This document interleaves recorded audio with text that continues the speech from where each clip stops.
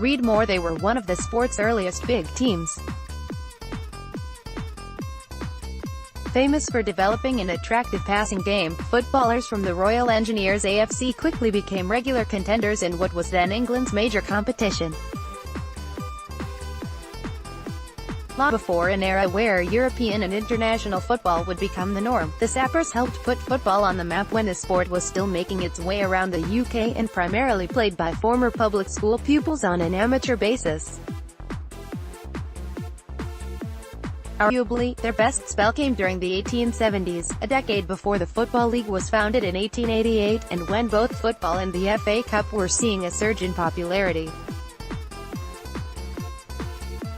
It was in the middle of the decade, 1875, when they became the only military team to have won the world's oldest football competition, and historians today look back on that Engineers side with high regard. They were clearly one of the best teams around at the time, says Professor Dilwyn Porter, sports history and culture professor at De Montfort University. The FA Cup was the beginning of modern football, and the Royal Engineers are a part of that. They were a dominant team of that era. During the 1870s, they were a constant feature of the competition, reaching 4 finals in the first 7 years of the tournament's existence. One of the finest passing sides, they were playing a new style of football for the time, says Paul Brown, an author and writer on Victorian football. Until then it was a pretty basic game, involving a kick-and-rush style of football. Several players would charge after the ball. The Royal Engineers changed that. They started to pass the ball, relying more on teamwork. The club is still proud of its FA Cup tradition today. Picture, Twitter/@SapperFootball. The club was formed and based at Chatham, Kent in 1863, the same year as the Football Association, under Crimean War veteran Major Francis Merendon's captaincy. The Sappers reached their first FA Cup, or Football Association Challenge Cup, as it was then known, final 9 years later, suffering a 1-0 defeat at Kennington Oval to another successful side of the era, the Wanderers. They were part of the evolution of tactics. Most teams then tended to play with 7 or 8 forwards, and dribble it towards goal, says Professor Porter. They'd mass behind the ball, like a scrum. The Royal Engineers were one of the first teams to go on tour in 1873 when they were quite famous for their passing game.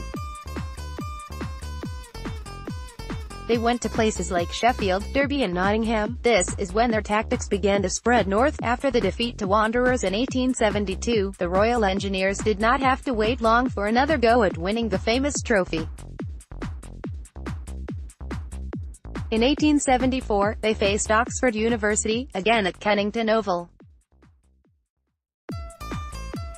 However, it was another defeat for the Sappers, this time going down 2-0, meaning Oxford made history, becoming the first university side to win the competition. Read more. A year later, though, it was third time lucky for the Royal Engineers. After drawing 1-1 at the Oval against the Old Etonians, the Sappers clinched the trophy in the replay 3 days later with a 2-0 win. It stands as arguably the team's greatest day on a football pitch. Paul Brown says, "It's something that we can almost definitely say will never be repeated. It really shows how different football then was if you could put a side together, and have a good chance to win the FA Cup." Professor Porter, meanwhile, says, the FA Cup was the making of football, and it captured the imagination. It put the game on the map. The Royal Engineers were the most successful English side from around 1871 until 1875, winning 84 out of 87 matches, according to some records. This is when they were at their peak. The Sappers also received recognition on the international stage, with 8 of their players receiving international caps while playing for the club. 6 played for England, and 2 for Scotland. The twice England-capped British Army officer Lieutenant Colonel Pelham George von Donop, the most experienced international footballer to wear Sappers colours. the FA Cup winning Royal Engineers side of 1875. The club, however, went on to feature in just one more FA Cup final, going down 3-1 to the old foe, the Wanderers, in 1878.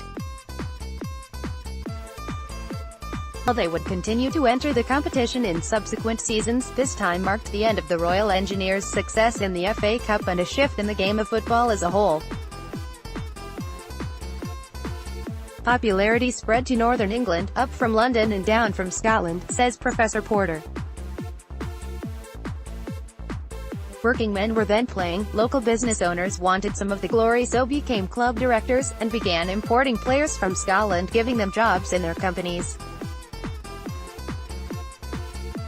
These are the first signs of professionalism in football, and those clubs started winning the FA Cup, a trend away from sides like the Royal Engineers. The Sappers, though, did not disappear as a competitive force entirely.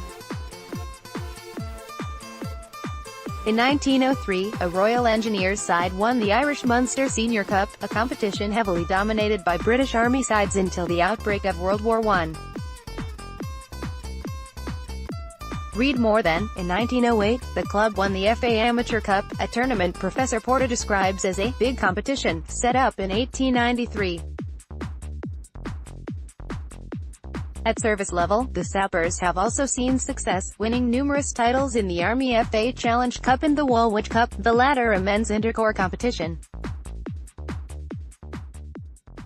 April 2018, the Engineers won the Woolwich Cup for the fifth time in 6 seasons after beating the Adjutant General's Corps 7-2 after extra time.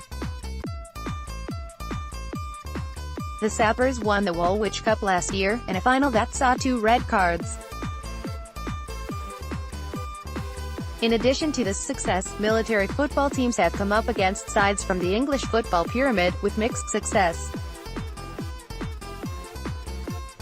Earlier this year, the Royal Air Force beat National League North side Tamworth FC 3-0, while the service were narrowly knocked out of the Birmingham Senior Cup by Midland Football League Premier Division side Boldmere St Michael's FC at the start of the season, in a 1-0 defeat.